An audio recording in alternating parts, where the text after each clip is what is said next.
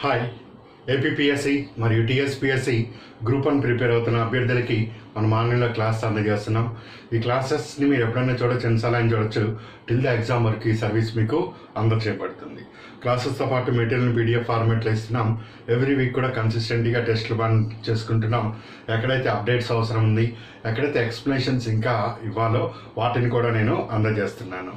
So ఈరోజు topic మనము ఈ పొటెన్షియల్ జీడిపి అంటే ఏంటి, సో దానికి సంబంధించి ప్రశ్న ఏ విధంగా వస్తుంది, దాన్ని అభ్యర్థులు ఏ విధంగా ఆన్సర్ రాయాలనే దాన్ని పరిశీలన చేస్తాం.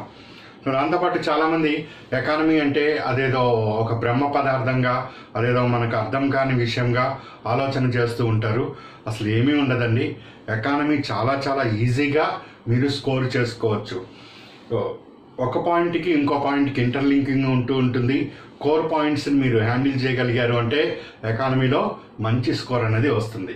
సో చూడండి, మీకు ఎలా ఉంటుందో చూపిస్తాను. సాధారణంగా అభ్యర్థుల్లో ఒక అపనమ్మకం అనేది ఉంటుంది. సో ఐఏఎస్ సాధించడం అన్నది అదో పెద్ద ఘనకార్యంగా, లేకపోతే అదేదో ఇంకొక రకంగా, అట్లా అది కొంతమందికే సాధ్యము, నేను దానికి అర్హుడిని కానేమో అనే ఆలోచన ధోరణిలో ఉంటారు. అదేవిధంగా గ్రూప్ 1 కూడా అది ఎవరికో దాన్ని సాధించడానికి వేరే ఎవరో ఉంటారేమో, అది నా వల్ల కాదేమో, ఇలాంటి అపోహలో ఉంటారు. అసలు ఇవన్నీ కూడా అపోహలండి. ఇది ఎప్పుడో 1950లు 60ల్లో ఆలోచించాల్సిన మైండ్ సెట్. ఈరోజు రిసోర్స్ అందరికీ అవైలబుల్ ఉన్నాయి. ఎవరైనా కానీ ఆ రిసోర్స్ని యూటిలైజ్ చేసుకుంటూ, ప్రతి మనిషి సమానమే. ఇక్కడ ఒకళ్ళు ఏదో అద్భుతమైన మేధస్సుతో ఉంటారు, ఇంకొక వర్గాలు వేరో ఏమి తక్కువ మేధస్సుతో ఉంటారని ఎక్కడా ఉండదు. అందరికీ దేవుడు సమానంగానే బ్రెయిన్ ఇచ్చాడు.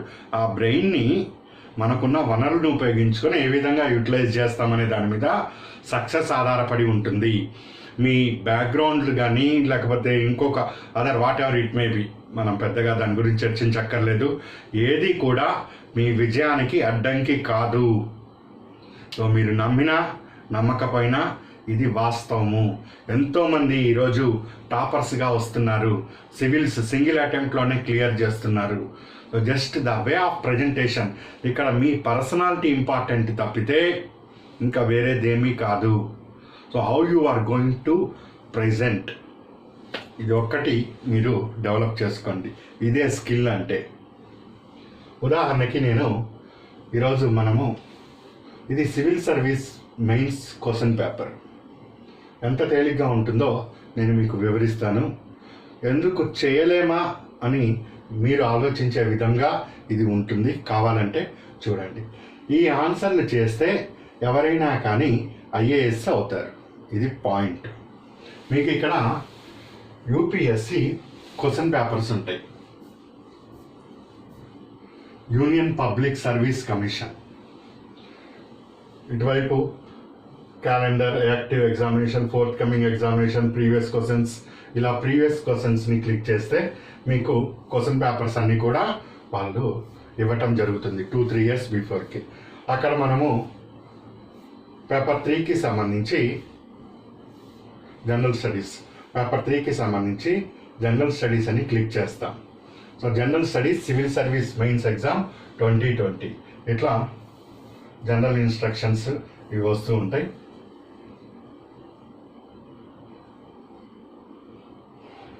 షుడ్ బి 150 words, 250 words అట్లా ఇచ్చాడు. ఒకసారి చూస్తే మీకు కూడా ఒక ఆలోచన అనేది వస్తుందండి. ఇక్కడ పెద్దగా ఏమీ ఉండదు, ప్రయత్నం చేస్తే దేన్నైనా సాధిస్తామని. ఇక్కడ 10 marksకి ఇచ్చాడు.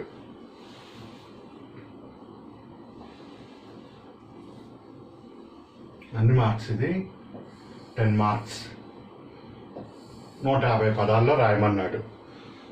ఏపీపీఎస్సి గ్రూప్ 1, టీఎస్పీఎస్సి గ్రూప్ 1 కూడా అంతే కదా, 10 మార్కులు, రఫ్లీ 150 words.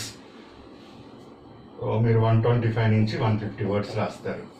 ఇక్కడ క్వశ్చన్ చూడండి. Define potential GDP and explain its determinants. What are the factors that have been inhibiting India from realising its potential GDP? ఇదండి సివిల్స్ క్వశ్చన్. పొటెన్షియల్ జీడిపి అంటే ఏంటో వివరించి దాంట్లో ఉండే ఈ డిటర్మినెంట్స్, ఎక్స్ప్లెయిన్స్ డిటర్మినెంట్స్, అందులో ఉండే కాంపోనెంట్స్ తెలిపి what are the factors that have been inhibiting India from realising its potential GDP. India తన సామర్థ్యము ఏదైతే ఉందో జీడిపి సామర్థ్యాన్ని అది సాధించలేకపోవటానికి ఎదురవుతున్న కారణాలు ఏంటి అని అడిగాడు. ఇది ఏపీపీఎస్సి ఎగ్జామ్లో ఉన్నది సిలబస్లో, అండ్ సివిల్ ఇది టీఎస్పీఎస్సి ఎగ్జామ్లో కూడా ఉంది. మీ సిలబస్ చూస్తే paper 4 major challenges of Indian economy, major challenges of Indian economy, inconsistent growth rate, first లైనే అది ఉంది. అదేవిధంగా పేపర్ 4 టీఎస్పీఎస్సికి సంబంధించి చూస్తే పేపర్ 4లో మీకు Telangana state public service commission, Indian economy, national income, concept, measurements, ఇట్లా జాతీయ ఆదాయం అని చెప్పి ఇందులో ఇవ్వటం జరిగింది. సో ఇది టీఎస్పీఎస్సికి మరియు ఏపీపీఎస్సి ఇద్దరికి ఉన్నది. ఇప్పుడు ట్రెండ్ చూస్తే జీడిపిని ఎట్లా లెక్కిస్తావు అయిపోయింది, ఆ కాలం అయిపోయింది. జీడిపి లెక్కించడంలో ఎదురవుతున్న సమస్యలు ఏంటి, ఇవన్నీ ఒక బేస్ లెవెల్ క్వశ్చన్స్. ఇప్పుడు స్టేజ్ పెరుగుతూ వస్తున్నది. సో బేస్ లెవెల్ క్వశ్చన్స్ మీద మీకు పూర్తి అవగాహన ఉండాలి. అట్ ద సేమ్ టైం సర్కమ్స్టెన్స్ని ఆధారం చేసుకొని ఇక్కడే మీ యొక్క తెలివితేటలను ఉపయోగించుకోవాలి. బ్రెయిన్ అందరికీ కామన్గా ఉంటుందని చెప్పాను. దాన్ని ఉపయోగించుకునే తీరు ఒక్కొక్కరు ఒక్కొక్క రకంగా ఉంటుంది. నేను జీడిపి ఎట్లా లెక్కిస్తారు, జీడిపిలో లెక్కించడంలో ఎదురవుతున్న సమస్యలు ఏంటి, అంతవరకు నేను నా బ్రెయిన్ వాడితే ఈ క్వశ్చన్ అన్ఫిట్ చేయలేను నేను. అట్లాంటప్పుడు నేను సివిల్ సర్వీస్కో గ్రూప్ 1కో ప్రిపరేషన్ అన్నది సాధ్యం కాదు. అదే నేను ఇంకొంచెం ముందుకు వెళ్ళి ఓకే ఇది బేస్ లెవెల్ క్వశ్చన్స్ ఇది అడిగాడు, దీని మీద ఇంకొంచెము ముందుకు వెళ్తే ఎగ్జామినర్ ఎలాంటి ప్రశ్న అడగటానికి అవకాశం ఉంది. సో జీడిపి ఇంత టార్గెట్ ఉంటుంది, ఇంతే ఇచ్చిపోతున్నాం, సో దీంట్లో ఓహో ఇట్లా ప్రశ్న అడగటానికి అవకాశం ఉంది. ఇంకొక స్టెప్ వేస్తే సాధారణ అభ్యర్థికి ఒక సక్సెసర్కి ఒక అడుగు మాత్రమే దూరం ఉంటుందండి. ఎవరైతే కొంచెము ముందు ఆలోచించి ఎస్ దీని మీద కూడా మనం ప్రశ్న రూపొందించుకొని ప్రిపేర్ అయితే బాగుంటుందని కొంచెము ప్రయత్నం చేయగలుగుతారో అది that is the proper utilisation of our resource. ఇక్కడే అంతమంది రాస్తున్నా కానీ కొంతమంది మాత్రమే ఎందుకు సక్సెస్ అవుతున్నారంటే ఇట్లా కొంచెము ఆ వర్క్ చేసుకుంటే అయిపోతుంది. సో అదే నేను ఇక్కడ చెప్తున్నాను. సో ఎవరు సాధించలేరు అనే పదం లేదు, ప్రయత్నం చేసి సాధించగలము అని మాత్రమే మనం గుర్తుపెట్టుకోవాలి. Define potential GDP and explain its determinants. ఇదొక క్వశ్చన్ చూశారు. Next, what are the main constraints in transport and marketing of agriculture produce in India? ఇది వ్యవసాయం రంగంలో టీఎస్పీఎస్సికి ఉంటుంది, ఏపీపీఎస్సికి ఉంటుంది. వ్యవసాయంలో ఇప్పుడు ప్రొడక్షన్ జరుగుతున్నది, ఆ ప్రొడక్షన్ని మార్కెట్కి తీసుకొని పోవాలి. రైతు తీసుకొని వెళ్ళటానికి అతనికి ఎదురవుతున్న సమస్యలు ఏంటి, ఆ ట్రాన్స్పోర్ట్ మరియు మార్కెటింగ్ సమస్యలు ఏ విధంగా ఉన్నాయి రాయలేమండి. సో దీని మీద క్లాసులు చెప్పుకున్నాం. ఇప్పుడు ప్రజెంట్ సర్కమ్స్టెన్స్లో చూస్తుంటే రైతుల ధర్నాలు అవి బాగా జరుగుతున్నాయి. సో ఐడియా దీని మీద ఇట్లా కరెంట్ రిలేటెడ్గా ఎస్ దీని మీద ఇట్లా రావచ్చు అని ఒక ఐడియాకి వస్తావు నువ్వు. సో ఐడియాకి వస్తున్నప్పుడు మెయిన్ ఎక్కడుంది, అగ్రికల్చర్ ప్రొడ్యూస్ని నువ్వు మార్కెటింగ్ చేయటము, దాన్ని ట్రాన్స్పోర్ట్ చేయటం దగ్గర సమస్య ఏర్పడుతుంది కాబట్టి మూలం దాని మీద ప్రశ్న రావటం జరుగుతున్నది. What are the challenges and opportunity of food processing sector in the country? How can income of the farmers be substantially increased by encouraging food processing? ఈసారి గ్రూప్ 1 రాసిన వాళ్ళు ఎవరైనా ఉంటే ఏపీపీఎస్సిలో ఈ ప్రశ్న ఎంత ప్రాధాన్యత సంతరించుకుందో మీరు అంచనా వేయచ్చు. ఫ్రీక్వెంట్గా ఈ ఫుడ్ ప్రాసెసింగ్ సెక్టార్ మీద గవర్నమెంట్ ఆఫ్ ఇండియా హెవీగా కాన్సన్ట్రేషన్ చేసింది. వ్యవసాయ రంగంలో ఎప్పుడు లాభాలు వస్తాయి అంటే, సో వ్యవసాయ రంగంలో సెకండ్ జనరేషన్ అంట, అగ్రిలో second generation of agriculture. Second generation of agriculture అంటే ఇక్కడ ప్రొడ్యూస్ని ప్రొడక్టివిటీగా మార్చుకుంటూ వాటిని మార్కెట్లోకి తీసుకొని వెళ్ళటం. ఉదాహరణకి టమాటా ఉన్నది, టమాటాస్ ఉన్నాయి. సో టమాటా 1 కేజీ 20 రూపాయలు కూడా అమ్మలేని రైతు అదే 1 కేజీ టమాటాని సాస్ లాగా చేసి లేదా జామ్ లాగా చేస్తే 200 రూపాయలు సంపాదించగలుగుతాడు. సో కేవలము ఇక్కడ వరకు మాత్రమే గతంలో ఆర్థిక వ్యవస్థ పరిమితమయ్యేది. ఇప్పుడు ఇలా చేస్తే 1 కేజీ ఆలు పొటాటో, 1 కేజీ పొటాటో 30, కనీసము ఇప్పుడు మార్కెట్లో చూస్తే అది 10 రూపీసో 20 రూపీసో 30 ఎంతో ఉంటుంది.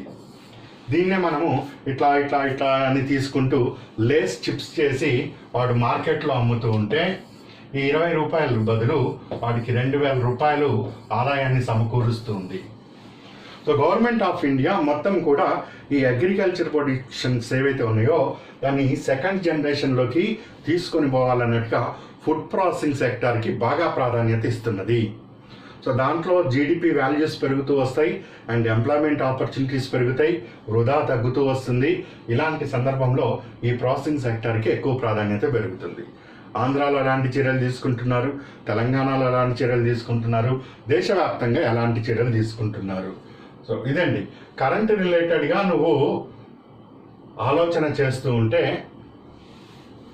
నీకు ప్రశ్న ఎక్కడ రావటానికి అవకాశం ఉంటుంది, ఇంకా మనం ఏ కోణంలో దీన్ని స్టడీ చేయాలి అనే ఆలోచన ధోరణికి నువ్వు వెళ్ళగలుగుతావు. సో అది నీకు ఎక్స్ప్లెయిన్ చేయడానికే నేను ఇదంతా తీసుకున్నాను. నువ్వు మొత్తం తీసుకో.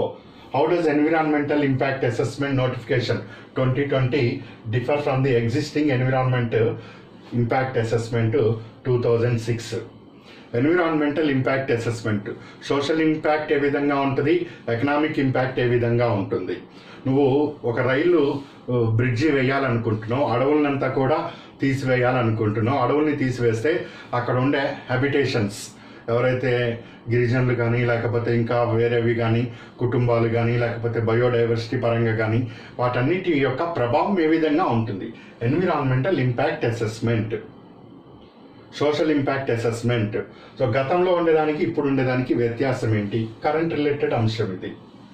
జలశక్తి అభియాన్ అన్నది చాలా చాలా ఇంపార్టెంట్ అని నేను గతంలో కూడా చెప్తూ వస్తున్నాను. ఈ జలశక్తి మీద ప్రశ్న అన్నది ఖచ్చితంగా రూపొందుతుందని కూడా మనం ఇప్పుడు కాదు 1 ఇయర్ బ్యాక్లోనే వివరించాం. సో అది క్లియర్గా మీరు అబ్జర్వ్ చేస్తే కూడా కనిపిస్తూ ఉంటుంది. ఈవెన్ ఈ గ్రామ సచివాలయంకి ఎగ్జామ్ రాస్తున్నప్పుడు కూడా ఈ వాటర్ రిలేటెడ్ మీదే కనీసం 4-5 బిట్ల పైన వాళ్ళు ప్రశ్నలు రూపొందిస్తూ వచ్చారు. దాదాపు 1.5 ఇయర్ నుంచి కూడా గవర్నమెంట్ దీని మీద హెవీ ఫోకస్ తీసుకుంటూ వస్తుంది. సో అట్లా నీ సర్కమ్స్టెన్స్లో ఏమేమి జరుగుతున్నాయో వాటి మీద నువ్వు దృష్టి పెట్టగలిగితే, నేను గతంలో చెప్పా 6th సెన్స్ 7th సెన్స్ ఇట్లాంటివి ఏముండవు. ఇవంతా కూడా నువ్వు జస్ట్ ఇది ఇంపార్టెంట్, ఈ సెక్టర్లో ఇది ఇంపార్టెంట్ అని నార్మల్ పర్సన్స్ కన్నా కొంత స్కోర్ని అధికంగా చేయడానికి అవకాశం ఉంటుంది. సో అలా స్టడీ చేయండి. సో తప్పనిసరిగా మంచి స్కోర్ అన్నది మీరు సాధిస్తారు. ఏది తీసుకున్నా కానీ మీకు cyber crime, different types of cyber crimes ఏంటి, investment in an economy, terms of capital formation, public and private, COVID-19 impact GST మీద ఏ విధంగా ఉంటుంది,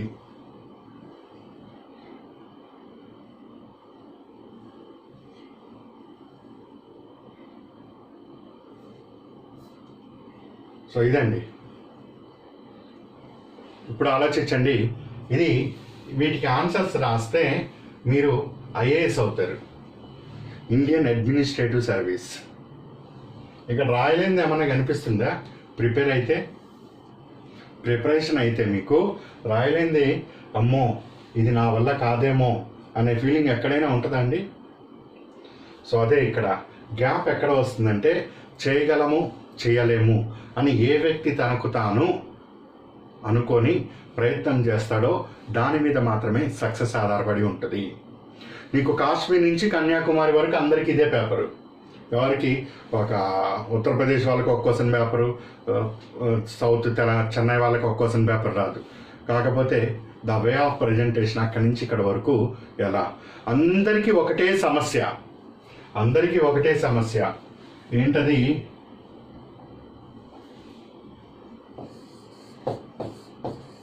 ప్రశ్నాపత్రం క్వశ్చన్ పేపర్ ఎలా వస్తుందో ఫస్ట్ అదే ఈజీనా టఫ్గా ఉంటుందా, చదివినవి వస్తాయా,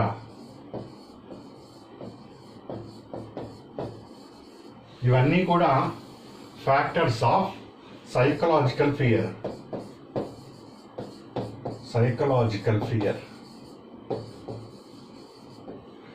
నథింగ్ ఎల్స్, ఏమీ లేదు అక్కడ.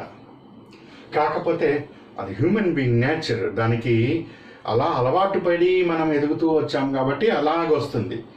ఎప్పుడైతే ఎనీ సిచ్యువేషన్, ఇవన్నీ కూడా ఇంపార్టెంట్ అండి, చెప్పుకోవాలి నేను, లేకపోతే ఏదో మోసద్వారంలో ఆ డెఫినేషన్ అంతవరకు అయితే దానివల్ల ప్రయోజనము ఏదో ఒక్క క్వశ్చన్కి ఉంటుంది, కానీ ఎలాంటి దానికైనా కానీ మీరు సిద్ధంగా ఉండాలి. సో ఎలా ప్రశ్నపత్రం వచ్చినా కానీ సిద్ధంగా ఉండాలి. అందుకని నేను ఈ గైడెన్స్ ఇవ్వక తప్పదు మీకు. సో అక్కలేని వాళ్ళు స్టాప్ చేసి చూసుకోవచ్చు. సో నేను అందరినీ దృష్టిలో పెట్టుకొని ఇది క్లాస్ అనేది ఇస్తున్నా. సో ఈ సైకలాజికల్ ఫియర్ అన్నది కామన్గా ఉంటూ ఉంటుంది. సో దీన్ని హౌ టు ఓవర్కమ్ అంటే, నేను చేయగలను, దీన్ని నువ్వు బలంగా నమ్ము. అక్కడ ఎగ్జామ్ సెంటర్లో నీకు 4,000 మంది కనిపిస్తుంటే 4,000 మందిలో నువ్వు నిన్ను ఎందుకు తక్కువగా తీసుకుంటావు? వద్దు, నువ్వు చేయగలుగుతావు, నువ్వు దీన్ని బలంగా నమ్మాలి. ఎస్, ఎందుకు చేయలేను? క్వశ్చన్ పేపరు ఎలా వస్తుందో, ఎలాగో అలా వస్తుంది క్వశ్చన్ పేపర్ అన్నాక. సో ఎలా వచ్చినా కానీ ఆన్సర్ చేసేంత నాలెడ్జ్ ఉంది నాకు. ఈజీగా ఉంటుందా, టఫ్ ఉంటుందా, అది లోపలికి వెళ్ళిన తర్వాత మనం ఆన్సర్ చేసే విధానాన్ని బట్టి ఉంటుంది. కానీ question paper remains question paper, that's all. అది ఈజీ టఫ్ అని దాన్ని ఏ సందర్భంలో కూడా దాన్ని కుదరదు అక్కడ. అండ్ చదివినవి వస్తాయా? నువ్వు కరెక్ట్గా ఫోకస్ చేసి ఈ విధంగా చదివితే అన్నీ నువ్వు చదివినవే ఉంటాయి, చదవంది ఏది ఉండదు.